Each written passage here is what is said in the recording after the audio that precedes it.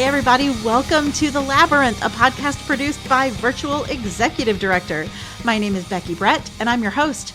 I'm an intuitive executive coach for artists, content creators, and entrepreneurs, and I cannot wait to bring you this week's episode, an interview with Tanya Markul. I discovered Tanya on Instagram because of her hashtag at the time, which was Thug Unicorn. And I have been following her for months. I got my own copy of her book, The She Book, which is phenomenal reading. It's a book of poetry, and it's a book that, you know what, I'm going to make a recommendation here.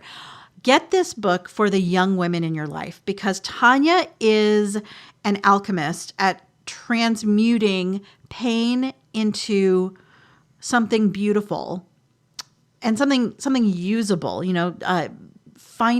uncovering the lessons within the pain. Okay, but let me introduce Tanya in her words, which are way more eloquent than I'm being right now. Tanya Markul's path is one of the poetess, intuitive, and wounded storyteller. An unwanted child, she was raised on barren soil of shame, guilt, and overwhelming self-hatred.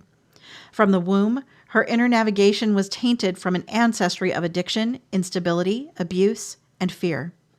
Her journey to self-heal and to become ready to guide others has taken many arduous paths, risks, and harrowing rebirths. She is a guide to the other side of pain, a key and wisdom keeper, a creative midwife, an enchanting storyteller, and quirky rule breaker. She is a tree lover and fairy spirit. Oh, we have a great story about that coming up in the podcast. Imagination is her wand, the dream world her guide, and nature her map. Tanya is dedicated to helping others heal by holding sacred space for their stories and by unlocking the impossibility of shape-shifting their pain into soul-led healing purpose.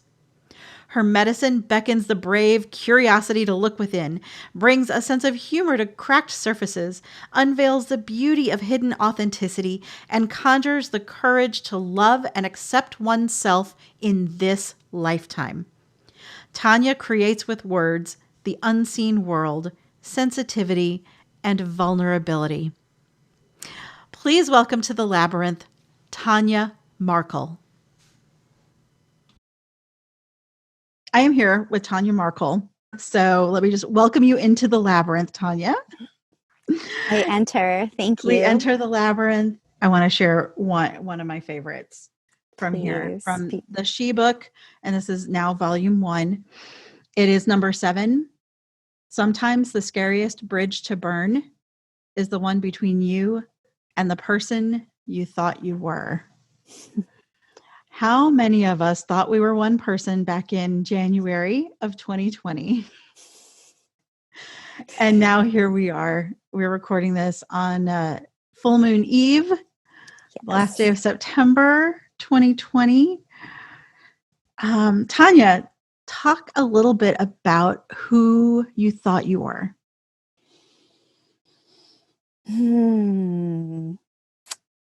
Well, I can say that at the beginning of this quarantine, which, I'm here in Denmark. I live in Copenhagen. I'm American, just to give an idea of who I am. But at the beginning of quarantine, it was like, holy shit, what's happening? And I kind of like all of my superpowers kicked in, and I was super productive. I was like doing all the things. We were making our own sourdough bread. We were having like 3-hour creative workshops with the kids. I was like really working on like my health and fitness. And I was giving all these talks, and just, the transmissions were like coming in so clearly. And I felt like my voice was very, at least the messages were really relevant. And I felt, confident about what I was doing. And then I just crashed. It was even like without warning, I just crashed and then started to really feel like, the trauma of the world and started worrying about, my family abroad, started thinking about all the countries that don't have the support that they might need, thinking about, suffering children or suffering grandmas and grandpas. And it was just like shit, overwhelm, Mm. stress. What does the future look like? And I just turned to like sugar, my favorite go to, carbs and sugar. And I was like, Yeah. la, la, la, la, and like Netflix, la, la, la, la, just the super like hero woman that I was completely gone. Ah. And I was like down in a hole for probably like in the underworld once again for maybe like 2 months. And Mm. I'm still like, I've come out of it, but it's just recently that I'm finding myself again.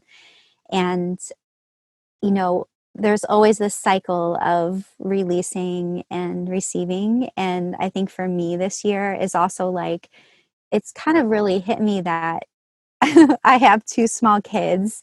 I'm reaching like midlife. I just watched this documentary on Netflix about it's beautiful. I think it's called like an octopus. My teacher is an octopus, or the octopus Mm, that was my teacher. yes. And Yes. I was like, oh my God, I need to find my creature. Like, where's my creature? And I'm like, shit, I can't run out of time. I need to find it. But I feel like I'm in this place right now. Like I just changed my branding. Thug Unicorn is now Hells Yeah Unicorn. And I Mhm. still have my other profile, of course. Um, and I feel like I'm finding myself again. Like Mm. I look back even at my books and I'm like, wow, I'm not that woman anymore, and I'm kind of in this place right now where I feel like I'm in a kind of a blank slate where I've had to let go Ooh. of some of the beliefs about myself. And I'm really working on letting go of my insecurities and like all the self limiting beliefs that make me feel like I'm a little girl and like small and like I'm not capable of doing these things, or thinking, my writing fucking sucks. Like, who do you think you Mm. are? And like, trying to really allow myself to step into a more, not like mature, because I'm not sure I'll ever be the kind of textbook mature, but the kind of like, more confident in my voice and Mhm. like the messages that I offer, and also like putting myself out there more, which is something I've been really afraid of, just afraid of like the Mm. judgment. And even though I feel like I am an open book, I feel like showcasing my words and then showcasing my voice and my body is Mm. like a different, wholly, like a totally different, Ah, yeah. realm. So yeah, letting go of just false beliefs and these old narratives that really just make me feel like crap. And don't you feel better now? Yes, It thank se you. it seems like it's, like we release and then it gets sucked back into us somehow. Yeah. How can we erect that barrier so it doesn't keep flooding back in? Because you released a lot in the She book.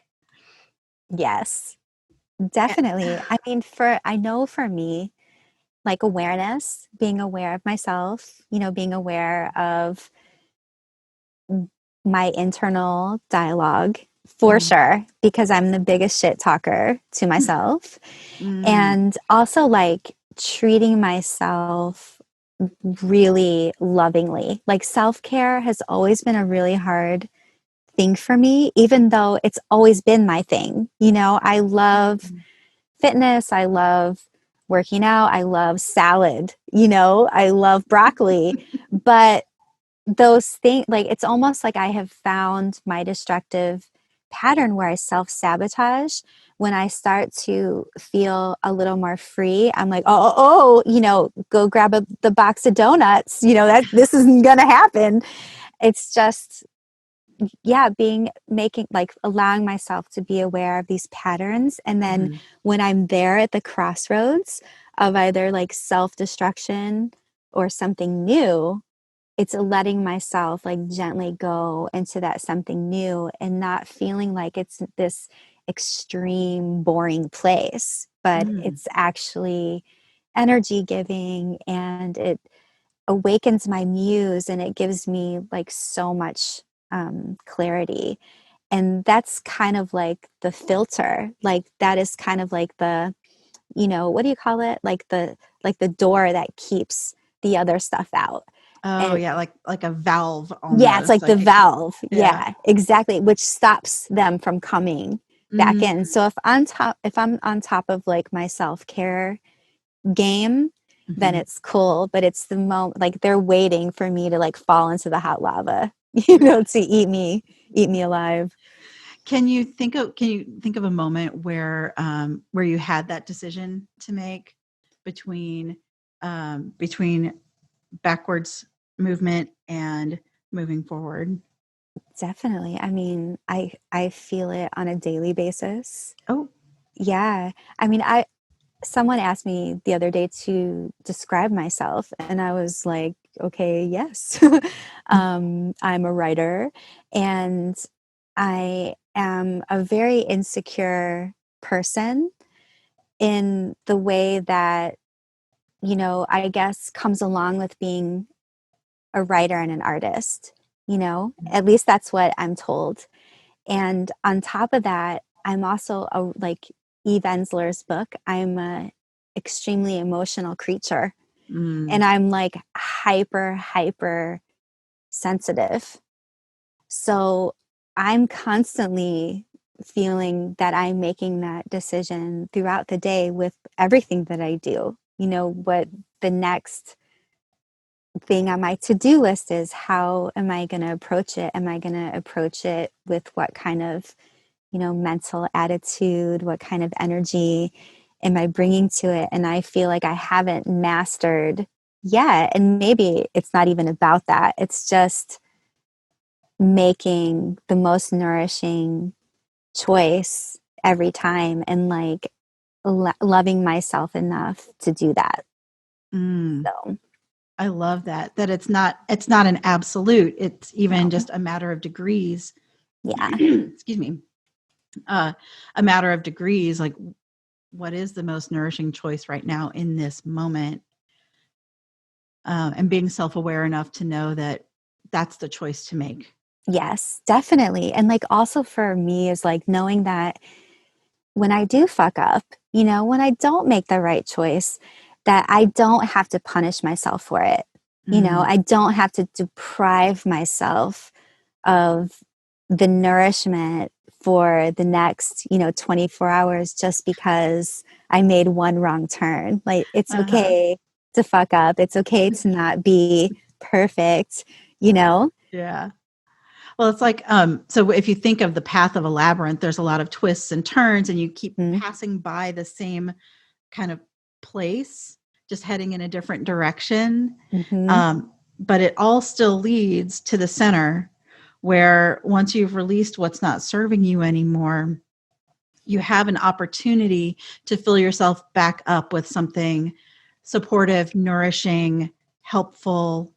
Um, who are some of the people in your life who do that for you? Yeah, that's a sweet question. It's my family, my husband, who is just an earth angel, like the most grounded person I've ever met on the planet, like the most grounded, tranquil, like sweet and kind person I've ever known, so loyal and loving. I turn to him a lot, and my children, who are 2 and 6 years old, Oh, to experience that joy and just like the untamed way of being and expressing. And if they feel like laying on the floor mid conversation, they just lay on the floor, and like that, I feel like I relate to that so much. Like, I'm just going to talk to you from down here for now. Like, exactly. the perspective changes so easily, it's amazing. And i have a few um I have a few girlfriends that I turn to, that I have here in Copenhagen.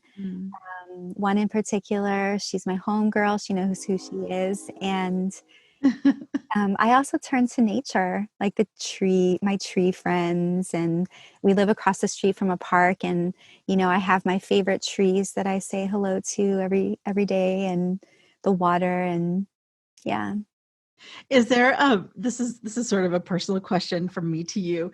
Is yeah, there a specific, because I like have a spirit tree, and yeah. I have not yet met someone else who does trees the same way. So do you have a spirit tree? I definitely have a spirit tree. I love it. Definitely. Definitely.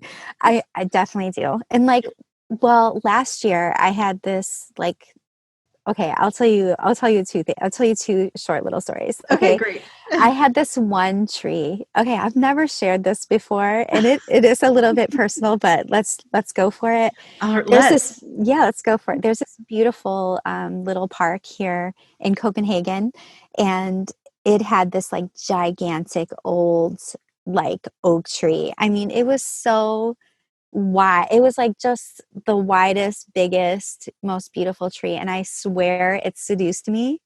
And I had like sensual dreams. I swear to God, I had like sensual dreams about this tree. And this tree was like for a time my boyfriend. I was like, this tree is my boyfriend. And then it kind of like broke up with me, abruptly. It was like, you're cut off. And then Oh I went to no. visit it. Yeah, I went to visit it like last year, and they had cut it down. And I was so sad. And I cried a little bit, and I didn't even get to say, goodbye or anything to this ex-boyfriend tree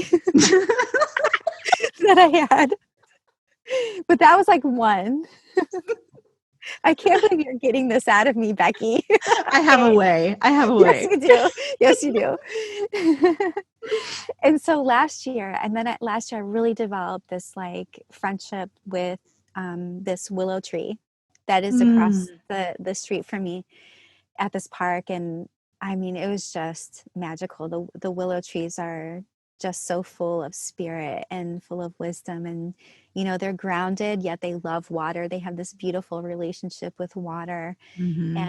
And but right now I'm kind of like a free agent, so I'm open to who's going to be reaching out to me this season. There hasn't been a connection yet, so Yeah. I'm trying to think of, like, would the word be like a pan arborist or something, yeah, instead of exactly. pansexual? It could be. It could be. I could say this tree and I had no physical contact. It came to me in a dream. I'll Ah, just yes, yes. just a disclaimer. Well, to be fair, I will disclose my spirit tree is river birch, Oh. and it came to me in a meditation vision Mhm. where I was planting a tree, and I was at the time I was working with a healer, and she encouraged me to go back in and discover what kind of tree it was, Mhm. and it just downloaded immediately, like, that it was a river birch. And so now I have a Oh, river birch tree in my yard, and that's she's her amazing. name's Elwyn. Oh, And that's beautiful. she's like just grown so much since I planted her in the spring. So That is uh, amazing. yeah, That is truly amazing. it is truly amazing. It is truly amazing. I'm so sorry that I went there. I am Yes, truly please go sorry for there. that, everybody. Something that strikes me about you is, even though we just shared a laugh, and I've heard interviews with you before where you've talked about, like, screw happiness, I want empowerment, and almost like that. There's like a tyranny of positive thinking that's out there. How can we, or how do you, or how does one deal with, like, this pressure to be positive all the fucking time? Oh God, it's hard. It's hard as well with social media because there's so many of us that aren't sharing the reality of what's happening in our lives. So everybody's life looks so beautiful, and that is like when you have control over your life, and you decide that this is how I'm going to make it look so picture perfect to everybody. And this happens to me all the time, because I'm like, I speak to, some of my friends, and I know the shit that's happening behind the curtain, and then I see their posts and I'm like, whoa, like, are you sure? Like, which is it? What's actually happening here? Mm, But I know for me, like, sometimes my words can also get a little like uppity, positive, like push, but I feel it sincerely. But my thing is not necessarily that. Like, I tried to make that fit for me for a really long time. mm, And I thought that as a writer, like, that was something that people wanted, because it mm, was everywhere. And for certain crowds, it really works, and it can really magnetize, a lot of likes and follows and comments. But I'm like a naturally positive charged person, but I don't naturally have a positive attitude towards life. And reaching for happiness, like, was my mission for a really long time. You know, Probably since I was a teenager and became aware that, if you wore certain kinds of jeans, a certain crowd of people would, like you, and those likes would bring happiness. Or if my body looked a certain way, that would equal happiness, acceptance, and mm, happiness. And like, eventually I started achieving these different things and these different mentalities, but I never felt happy. You know, mm, what I would feel, however, would be a little bit more confident, you know, a mm. little more grounded in myself. But I ignored those things because Oh, the goal was happiness. I was told that happiness was the goal. So I was always feeling like shitty about myself and like let down. And then one day I realized, I think it was like when I had my first child, and reality kind of hit me that, wow, okay, I'm a mother now, and like, I don't have time for bullshit. It just automatically got removed from what I'm available for. And I realized that I can't, and I don't want to waste my energy chasing happiness. But what I can feel, which is fucking sustainable, is empowerment. And I can be empowered by whatever is happening to me, and like whatever is being thrown at me, whether it's, categorized as positive thing or a negative thing. There is always wisdom that can be sipped from whatever it is. mm, And I can be in a state of empowerment versus this, really, like, does happiness really even exist? mm. Except for in these like short, like, bursts and peaks. I'm not even, yeah, Yeah. not convinced. I love you use the word sustainable.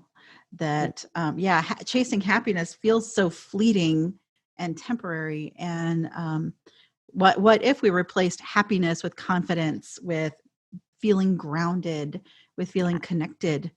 How much Yes, more sustainable would that be for us? I love it. exactly. Feeling authentic, like Mm, yourself, mhm.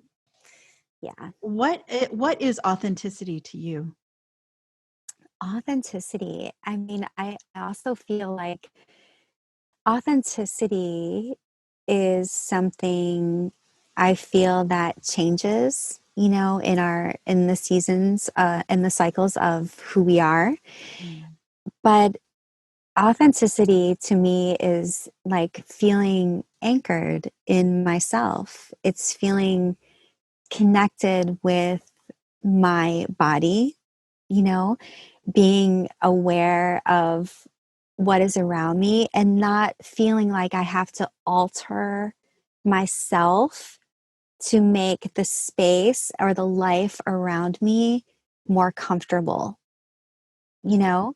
So I am me, and I'm using the same voice, and the same movements that I would naturally do no matter who I'm in front of, or like no matter the circumstances.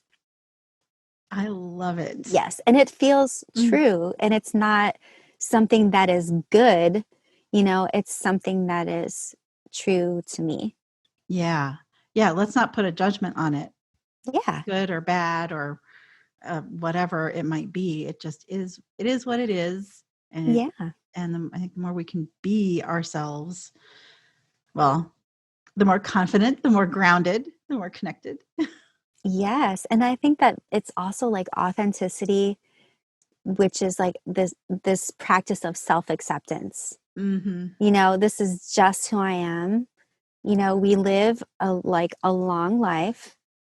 We're young for a short part of it, and then we're like at this other like middle age to like, aging for a longer period of time than we realize when we're young. Yeah. And these really are like the no bullshit years. And if you've reached this point and you haven't accepted yourself yet, like this is how I think, like when I go down, when it's my day, like I don't want to leave this place like feeling like I didn't accept myself. Like in all the flaws that I have, all the flaws that I think are flaws, and I just want to go down knowing that I became an ally and like a best friend, even a lover to this body, I want to be really grateful for it and like high five myself when I go and be like, we went out as a warrior, Yes. Well, and on that note, warrior queen Tanya Markul, thank you so much for your time today for She Book Volumes 1 and 2, which are available everywhere. I'll include links in the show notes to all the places you can find Tanya. You will want more of her for sure. Thank you, Becky. So I'm blushing. Thank you so much for having me and for this natural conversation. I loved it. Thanks for being a safe space. Oh, well, oh my God. That is a huge compliment, which I will gratefully receive. And by the way, I watched your TED Talk today. Oh, yeah. Yes. That's amazing. Oh, thank you. What a hard thing to do. I was nervous as shit. Honestly, you couldn't tell. Oh God, thank you. You nailed it. Thank you so much. Yes, great job. I was like, I gotta like listen to this before we do this interview. Oh, that is very kind. Thank you. You're welcome. So much. I am a firm believer. I know we're at the half hour mark. Cool. I believe like the more we can connect, the better everything is. That we feel sad and deprived when we're disconnected, and whether it's disconnected from the earth or each other or from our creativity or from our muse, from our higher self, our higher power, whatever it is, it's that disconnection that causes so much pain and suffering. Totally. Yeah. Totally. Oh, Tanya. Hugs.